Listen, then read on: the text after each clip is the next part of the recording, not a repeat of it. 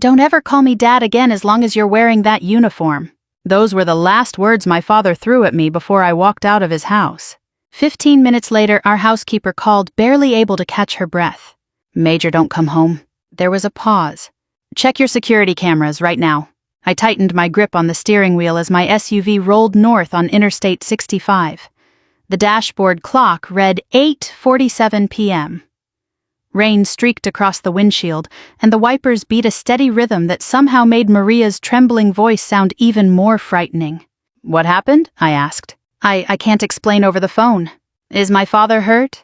"No." "Then tell me." Another silence. I think he's destroying something."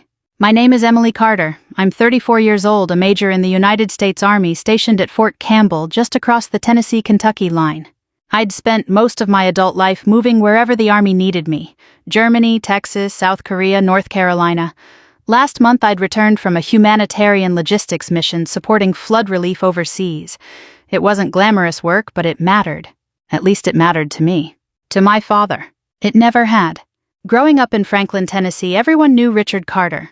He owned Carter Construction, sponsored Little League teams, donated money to churches, and shook hands with politicians every election season. People called him generous, hardworking, a pillar of the community. At home, he was something else.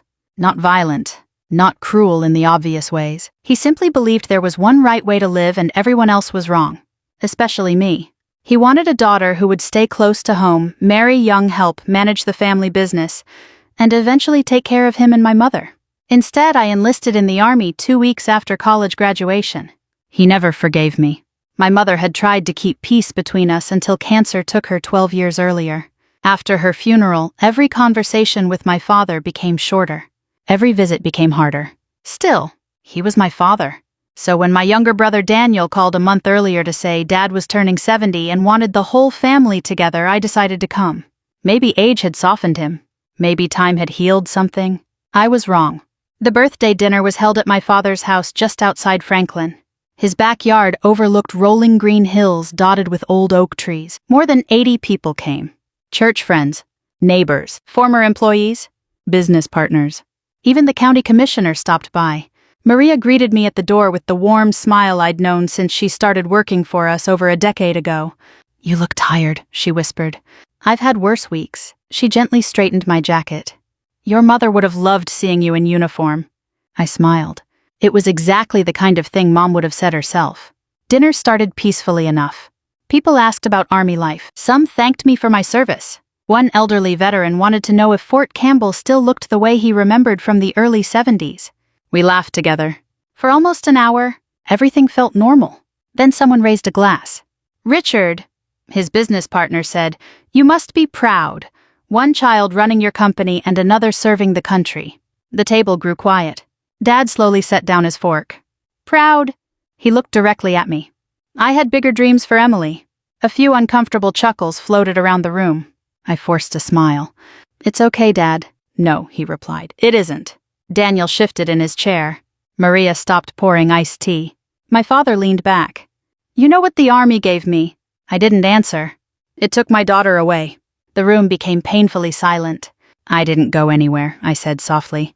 "You chose strangers over family." "I chose to serve." "You chose a uniform." "I chose a purpose." His jaw tightened. "And what purpose is that? Missing birthdays, missing holidays, letting your own family become strangers?" I took a slow breath. "I've missed plenty because I was helping people who needed us." "And your family didn't."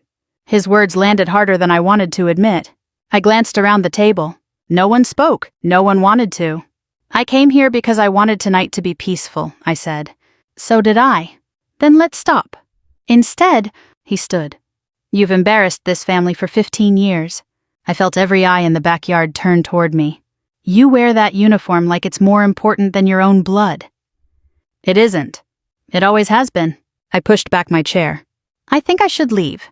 Then came the sentence I'd remember for the rest of my life. His voice echoed across the backyard.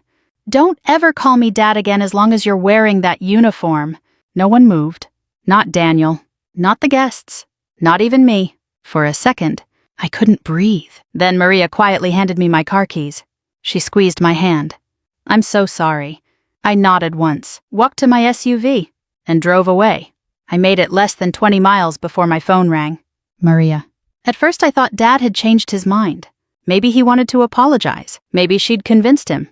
Instead, she whispered, "Major, don't come home." I pulled onto the shoulder. Rain drummed against the roof. What happened? I heard voices. What voices? Your father's office. So, he told everyone to leave after you drove away. My stomach tightened. But I forgot my purse upstairs. She lowered her voice even more. I was still inside. What did you see? I didn't. I heard. She swallowed. He opened the room under his office. I frowned. There isn't a room under his office. There is. Before I could answer, my phone buzzed. A notification from the home's security system. Dad had forgotten that years ago I'd helped install remote access for emergencies. My hands suddenly felt cold. I opened the app. The camera came alive. My father's office looked exactly as I'd left it earlier that evening. Bookshelves, leather chair, family photos. Then, the rug moved. A hidden trapdoor slowly lifted from the floor. My father climbed down first. Two men in expensive suits followed, carrying heavy black duffel bags. Minutes later they returned with dusty cardboard boxes. Each box had thick black marker across the front. One word, Emily. Without hesitation, my father carried the first box outside. He dumped everything into the fire pit. Flames rose into the rainy night. Photographs, scrapbooks, old report cards. My childhood disappeared one page at a time. Then one of the men held up another box. What about the letters? My father's answer chilled me to the bone. She can never read those. I stared at the screen until the flames swallowed the last photograph. For a moment I couldn't move, couldn't blink, couldn't even convince myself what I was watching was real. The man feeding my childhood into a fire was the same man who never missed church on Sunday, who volunteered at food drives every Thanksgiving, who reminded everyone to do the right thing. Maria's voice finally pulled me back. Emily? I'm here. What do you want me to do? I looked at the camera feed again. The rain had picked up hissing against the fire pit, but it wasn't enough to put out the flames. Richard stood with his hands in his pockets while the two men carried out another box. We need proof, I said. I know. Can you get outside? I'll try. And Maria? Yes? Don't let him see you. I won't. The call ended. I sat on the shoulder of Interstate 65 with my hazard lights flashing, while 18-wheelers roared past, shaking my SUV. Every instinct I had as an Army officer told me to drive straight back to Franklin. Every instinct as a daughter wanted to believe there had to be an explanation. Maybe those weren't my things. Maybe there was some misunderstanding. Then another notification appeared. The backyard camera froze for a second before reconnecting. One of the men was holding a bundle of yellow envelopes tied together with faded blue ribbon. Even through the grainy night vision, I recognized the handwriting. My mother's. I hadn't seen it in over 12 years. My father took the bundle without hesitation, then tossed it into the fire. Something inside me broke. I turned the SUV around and headed south. The speed limit was 70. I wasn't paying much attention to it. Halfway back to Franklin, I called my old college friend Sarah Mitchell. We'd met at ROTC 20 years earlier. She'd left the Army after 8 years and joined the Franklin Police Department. She answered on the second ring. Emily, I thought you were headed back to post. I was. You okay? No. I told her everything. Not dramatically. Just the facts. When I finished, she was quiet for several seconds. Finally, she said, You understand I can't send officers into someone's home because they burned old papers. I know. Do you have footage saved? I'm downloading it now. Good. But if those papers are evidence... They might be. Might. Emily, I need more than suspicion. If we do this wrong, your father becomes the victim. That sentence landed harder than I expected. Richard Carter as the victim. In Franklin, plenty of people would believe it. I'll keep watching the cameras, I said. Call me if anything changes. I will. By the time I pulled into a gas station outside Spring Hill, my hands were shaking. Not from fear, from anger. I walked inside and bought the strongest coffee they had. The young cashier smiled. Long drive. You could say that. You military? I glanced down at my uniform. Yes, my grandpa served in Vietnam. I smiled politely. He always says people don't thank service members enough. I nodded. Tell him thank you. Back in my SUV, I sat without starting the engine. The smell of burnt coffee filled the cabin. I opened the security app again. The office camera was offline. Then the backyard camera. Then the driveway. One by one, every camera went black. Richard had figured it out. Maria called again. I got one. What? One letter. You what? I pulled it from the fire. Are you safe? I think so. Her breathing was uneven. He almost caught me. Leave. I already did. Where are you? The diner on Columbia Avenue. I'll meet you there. The Waffle House parking lot was nearly empty when I arrived. It was just after 10. Maria sat in a corner booth with a cup of coffee she hadn't touched. She looked smaller than I remembered, older. When she saw me, she reached into her purse and carefully pulled out a scorched envelope. The edges were black. Half the paper was gone. But my name was still there, Emily, written in my mother's handwriting. I couldn't speak. Maria slid it across the table. I think this belongs to you. My fingers trembled as I unfolded what remained. Only part of the letter had survived. Emily, if you're reading this, your father didn't tell you. The next lines had burned away. Farther down, never stopped being proud. Another missing section. Then one final sentence near the bottom. Love always. Mom. I read it 3 times. 4, 5. My father had told me Mom stopped writing months before she died. That chemotherapy had made it impossible. That she'd asked him to throw away unfinished letters because she didn't want me remembering her that way. I'd believed him. For 12 years. Maria watched me quietly. I lied to you. I looked up. What? The day your mother died. What do you mean? I heard them arguing. I frowned. You never told me that. I promised your mother I wouldn't. What? Maria looked toward the window. Rain slid slowly down the glass, because she made me swear. My mother asked you to keep secrets from me. No, she took a deep breath. She asked me to protect you. The words hung between us. I don't understand. Emily, your mother wasn't afraid of dying. Maria's eyes filled with tears. She was afraid of what your father would do after she was gone. I felt the room tilt. The waitress approached with 2 plates of hash browns, realized neither of us had ordered food, apologized, and walked away. Neither of us noticed. What exactly are you saying? I whispered. Maria reached into her purse again. This time she removed a small brass key attached to a faded leather tag. I've carried this for 12 years. What does it open? I don't know. Then why keep it? Your mother gave it to me. When? The night before she went into hospice. I stared at the key resting in her palm. She said if anything ever happened, Maria's voice cracked, and if Richard ever started destroying things, she closed my fingers around the key.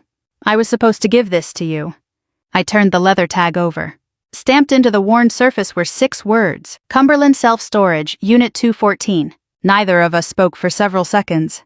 Finally, I looked up. Does my father know about this? Maria slowly shook her head. No, outside the rain had stopped. Somewhere in Franklin, my father probably believed the fire had erased the past forever. He had no idea my mother had left behind one last trail. And somehow, she had trusted that one day I would be strong enough to follow it. I barely slept that night. Not because of the storage unit. Not because of the letter. Because every memory I'd carried for the last 12 years suddenly felt unstable. I checked into a Holiday Inn just off Interstate 65 around midnight. The room looked exactly like every other business hotel I'd ever stayed in, gray carpet, beige walls, a humming air conditioner that never quite cooled the room enough. Normally I could sleep anywhere. Army life teaches you that. Not that night. I kept seeing my father's face lit by the fire. Not angry, not guilty. Determined. Like a man burning evidence instead of memories. At 7 the next morning I drove to Cumberland Self-Storage, a quiet facility tucked behind a shopping center on the north side of Franklin. The office smelled like old coffee and fresh paint. A middle-aged woman behind the counter smiled politely. Morning, can I help you? I placed the brass key on the counter. I need to know who rents Unit 214. She typed for a few seconds. I'm sorry, I can't release customer information. I understand. I reached into my wallet and handed her my driver's license. My mother gave me this key before she passed away. The woman's expression softened. I still can't tell you anything without proof. I figured. As I turned to leave, she stopped me. Wait. She disappeared into the back office. A minute later, she returned with an older gentleman wearing a maintenance uniform. His name tag read Roy. He studied my face for several seconds. You, Emily? I blinked. Yes, I remember your mama. My heart skipped. You knew her? He nodded. Sweetest woman ever rented a unit here. When... Oh, he thought for a moment. 25 years maybe. 25, long before she became sick. Long before anyone knew she was dying. Roy looked at the key. She told me one day a young woman in army uniform would walk through that door. I felt chills run down my arms. What exactly did she say? He smiled sadly. She said, "If my daughter comes, let her in. If my husband comes, call the police." Unit 214 sat near the back fence. Roy unlocked the outer gate. "I'll leave you folks alone." Maria squeezed my shoulder. "You ready?" No. Neither of us moved. Finally, I slid the brass key into the lock. It turned smoothly. The metal door rattled upward. Dust floated through thin strips of morning sunlight. The unit wasn't full of money, or jewelry, or property deeds. It looked ordinary. Plastic storage bins, old furniture, Christmas decorations, several cardboard boxes, a rocking chair, my mother's sewing machine. The one thing that immediately caught my attention wasn't expensive at all. A pink bicycle, small, with white handlebars. I walked toward it slowly. "My bike," Maria nodded. "I thought your father donated it years ago." "So did I." I touched the faded seat. A tiny army sticker I'd put on the frame when I was 13 was still there. Suddenly, every box around me became something different. Not storage, memories. Someone had preserved an entire childhood. We spent nearly 2 hours opening containers. Each one told a different story. Elementary school artwork, soccer trophies, my first softball glove, Mom's recipe cards, Christmas ornaments we'd made together. Every item my father claimed had been lost in a basement flood, had actually been hidden. Then Maria lifted the lid on a large plastic tote. Inside sat dozens of neatly wrapped birthday presents. Each had a gift tag. Emily, age 23, age 24, age 25. Every birthday after my mother's death. I stared in disbelief. "What is this?" Maria looked just as confused. "They weren't there when I helped your mother pack." I carefully opened one package. Inside was a leather journal. The first page read, "Emily, your father may never give this to you. If you're reading it someday, then at least one of my plans worked." I slowly sat down on the concrete floor. There were 6 journals, one for each year she knew she probably wouldn't live to see. She had written them before she died. Letters, advice, stories, family recipes, career encouragement, everything. One passage made me stop breathing. "If you still dream about serving in the army, please don't let anyone make you believe I'd ever stand in your way." I closed the journal. For 12 years, I had believed my mother opposed my decision to enlist. My father said she'd cried when I signed my ROTC papers. He said the army had broken her heart. It wasn't true. Not even close. Maria quietly unfolded another document. This doesn't look like a letter. It was a bank receipt, dated 3 weeks before my mother's death. Then another, and another, all from the same branch. Large withdrawals, large transfers. The amounts grew bigger every month. None of them looked familiar. I took photos with my phone. "I need a lawyer." Maria nodded. "A good one." By noon I was sitting across from Rebecca Lawson, an estate attorney in downtown Nashville. Her office overlooked the Cumberland River. She listened without interrupting while I explained everything. The cameras, the fire, the letters, the storage unit. When I finished, she folded her hands. "Major Carter." Emily. She glanced at the stack of documents. "If even half of this is genuine." She stopped. "What? This isn't just about inheritance." "What do you mean?" "This could involve fraud." "Fraud. Forgery." She pointed to the bank records. "Potential concealment of estate assets." I stared at her. "I don't know what any of that means." "It means your father may have hidden property that legally belonged to your mother's estate." "My brother doesn't know." "I doubt he does." Rebecca leaned back. "But before we accuse anyone," she tapped the desk, "we verify everything." That evening she called me back into her office. "I found something." She slid a certified copy of my mother's medical file across the desk. I frowned. "I don't understand." "Look at the date." I did, then looked again. According to the hospital records, my mother had met with an oncology social worker just 16 days before she died. The notes included one sentence: "Patient is making long-term plans following separation from spouse." I looked up. "Separation." Rebecca nodded slowly. "Your mother wasn't planning to stay married." My stomach tightened. "My father always said they were closer than ever." Rebecca didn't answer. She didn't need to. The paperwork already had. That night I called Daniel. He answered on the 3rd ring. "I figured you'd call. I found Mom's letters." Silence. "Daniel!" "I don't want to hear it." "You need to." "No." "Our father lied." "You've lost your mind." He burned them. Stop. I saw him. You're doing this because you want money. I felt the words hit harder than I expected. You really believe that? I believe, Dad. The line went dead. I lowered the phone. Outside Rebecca's office window, the Nashville skyline glowed against the evening sky. For the first time since all of this had started, I wondered if telling the truth might cost me the only family I still had. And I wasn't sure I was ready to pay that price. By Friday morning, I had been living out of a hotel room for 3 days. 3 days of reading documents. 3 days of replaying security footage. 3 days of asking myself the same question. If my father lied about my mother, what else had he lied about? Rebecca Lawson believed we had enough evidence to begin tracing my mother's estate, but she kept reminding me to slow down. Facts first, she said. Conclusions later. It wasn't the answer I wanted. It was the one I needed. Years in the Army had taught me the same lesson. Bad decisions usually started with assumptions. Rebecca arranged a meeting with Harold Benson, a retired CPA who had worked for Carter Construction for nearly 20 years. We met him at a small diner just outside downtown Franklin.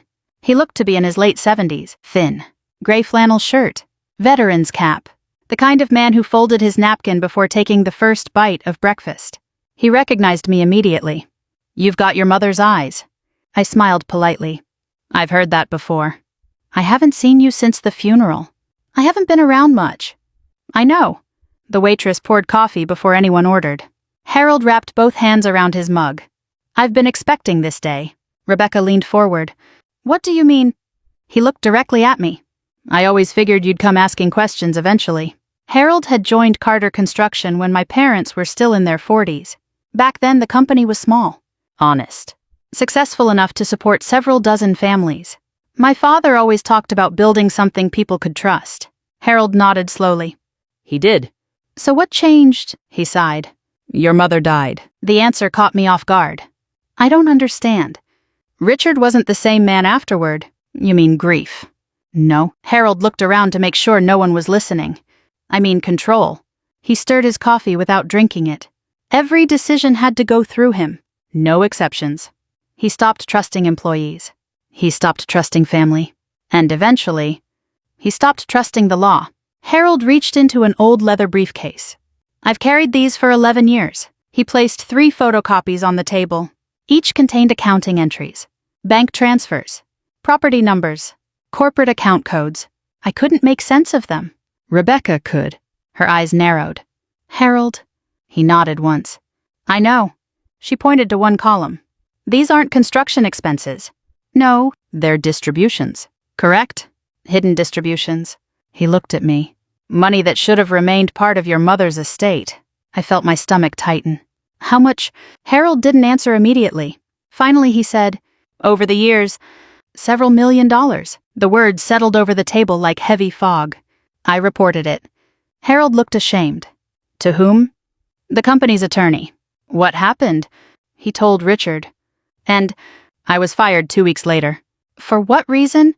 Poor performance. He smiled bitterly. I'd never received a negative review in 19 years. Rebecca quietly photographed every page. This helps. No. Harold shook his head. It isn't enough. What do you mean? Richard always had backup plans. That sentence stayed with me all afternoon. Backup plans.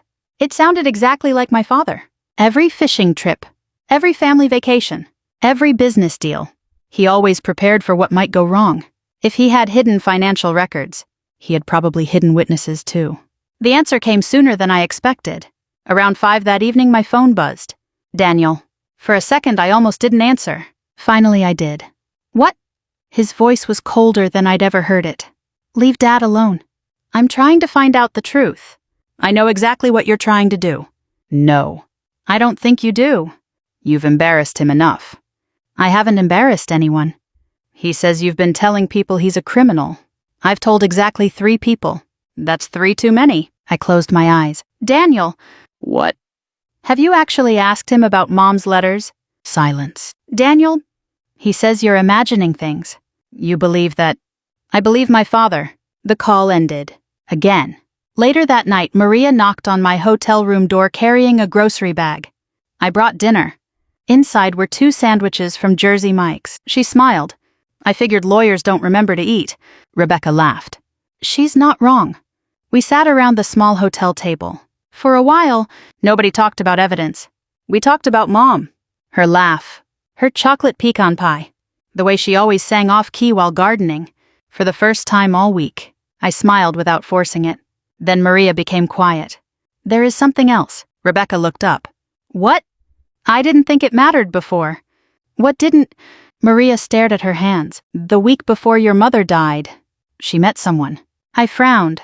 Who? I don't know. A man. They talked for almost an hour. Where? At First National Bank. Rebecca and I exchanged a glance. The bank? Maria nodded. When they came outside, your mother hugged him, and she handed him a large envelope. What kind of envelope? The kind lawyers use. Rebecca immediately reached for her notebook. Did Richard know? I don't think so.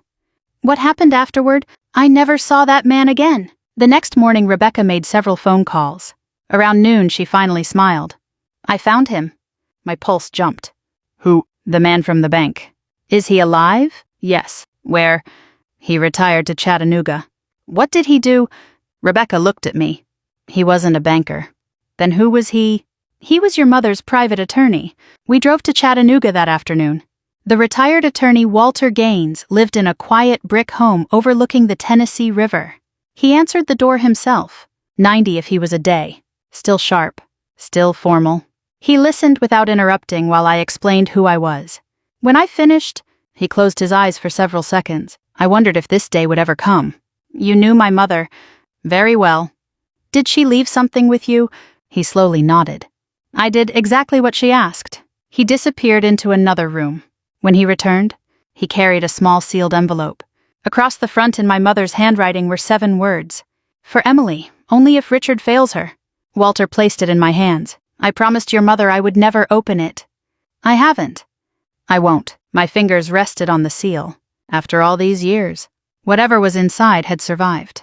Unlike everything my father had tried to burn. I didn't open the envelope in Walter Gaines's living room. For a long moment, I simply held it. My mother's handwriting looked exactly the way I remembered it, neat, steady, impossible to mistake. Walter watched me quietly. Your mother hoped you'd never need that. I looked up. What does that mean? It means she hoped your father would choose honesty. His expression softened. She loved him once. Did she stop? Walter took a slow breath. I think she stopped trusting him. Those words hurt more than I expected. Not because they were shocking, because they sounded true. Rebecca suggested we wait until we reached her office before opening the envelope. If it's what I think it is, she said, we need to document everything properly. An hour later, the 3 of us sat around her conference table. Rebecca turned on a video camera. For the record, she said, this envelope has remained sealed since it was entrusted to Mr. Walter Gaines. Walter nodded. I swear under penalty of perjury. Rebecca looked at me. You can open it. My hands trembled. Inside were 3 items, a handwritten letter, a notarized affidavit, a small flash drive. Rebecca stared at the affidavit first. Oh, what? This changes everything. The affidavit was signed by my mother 2 days before she entered hospice. She stated in her own words that she intended to file for divorce. She believed Richard had concealed company assets. She feared he would alter financial records after her death. And if anything happened to prevent her wishes from being carried out, she wanted every document turned over to law enforcement. I couldn't speak. Not because I doubted the paper. Because I recognized her signature. I'd seen it hundreds of times growing up. It was real. Then Rebecca plugged the flash drive into her laptop. A single video file appeared. The date stamp read, April 14th, 12 years earlier. Rebecca clicked play. My mother appeared on the screen. She looked thinner than I remembered. Her hair had already begun falling out from chemotherapy. But her eyes, they were still bright, still full of life. She smiled. Hi, sweetheart. My throat closed instantly. If you're watching this, she laughed softly. Then I'm probably not around anymore? No one in the room moved. I don't know how old you'll be when you see this. I hope you've built a life that makes you proud. She paused. And if you're still thinking about serving in the army, she smiled wider. Put on that uniform. Tears blurred my vision. I've always been proud of you. Always. She looked away for a moment. Then her expression changed. More serious. If your father tells you I wanted anything different. Another pause. He isn't telling you the truth. The room became completely silent. My mother continued. Richard wasn't always the man you've known. But somewhere along the way, he became afraid. Afraid of losing control. And frightened people make terrible choices. She didn't accuse him of murder. She didn't call him evil. She simply described the man she'd lived with. It somehow hurt even more. The recording ended with one sentence. "I hope one day you can forgive us both." The screen went black. No one spoke for nearly a minute. Rebecca finally broke the silence. "This is enough." "For what?" "To begin legal proceedings." "And criminal." She nodded slowly. "If investigators confirm the financial evidence." 3 days later, Franklin gathered for its annual Community Leadership Gala at the Williamson County Performing Arts Center. Every ticket had sold out weeks earlier. Richard Carter was receiving the Lifetime Community Service Award. Local television stations were covering the ceremony. Church leaders filled the front rows. Business owners lined the aisles. County officials shook hands in the lobby. It was exactly the audience my father had spent 30 years impressing. Rebecca had contacted the district attorney that morning. The investigators already possessed copies of every document, every video, every affidavit. They asked us not to interrupt the ceremony. Instead, they would act when Richard finished speaking. I sat quietly near the back of the auditorium, still wearing my Army service uniform. People noticed me. Some smiled politely. Others whispered. A few looked away. Daniel sat beside our father in the front row. He never turned around. Richard stepped onto the stage to a standing ovation. The applause lasted nearly a full minute. He smiled, waved, adjusted the microphone. "I've spent my entire life believing that character is measured by the way we treat family." I closed my eyes. For years, I would have believed every word. Now each sentence sounded rehearsed, carefully polished, beautiful, empty. Halfway through his speech, 2 investigators quietly entered through the side doors. Most people didn't notice. Richard did. His smile faltered for the first time.